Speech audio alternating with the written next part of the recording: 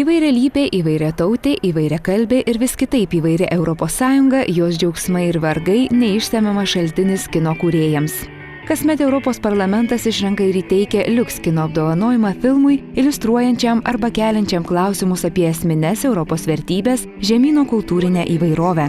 Vilniaus tarptautinis kino festivalis Kino pavasaris kartu su Europos parlamento informacijos biuru Lietuvoje kasmet pristato šio prizo laimėtojus. Šitas festivalis skirtas tam, kad mes vieni kitus galbūt geriau pažintumėm, surasti tuos bendrus vardiklius, kas europiečiams rūpi, kas skauda, kas džiugina. Kitas dalykas - kalbėti apie tas globalias problemas ir kaip ES galbūt yra veikiama iš išorės, su kokiom problemom susiduriam, tarkim, kalbant apie didelius imigracijos srautus, kaip čia viduje žmonės priima tuos piliečius iš kitų valstybių.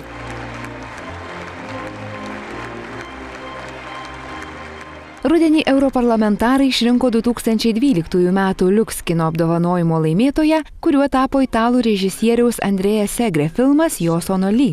Pirmasis garsaus italų dokumentinio kino režisieriaus vaidybinis filmas pasakoja apie kinų imigrantės Shun Li ir žvejo pravarde poetas gražią draugystę. Šitas filmas būtent ir labai ryškiai galbūt atskleidė tą tokį vieną vertus požiūrį, kadangi veiksmas vyksta Italijoje, požiūrį vietos žmonių į atvykusius darbininkus, šiuo atveju iš Kinijos. Labai tikrai gražiai ir jautriai parodoma tiek vienos, tiek kitos pusės nuotaika ir per dviejų žmonių santykių prizmę, kokie iš tikrųjų skauduliai galbūt Europoje yra ir kiek mes dar turime patys su savim dirbėti, kad pralaužtumėm tam tikrus stereotipus.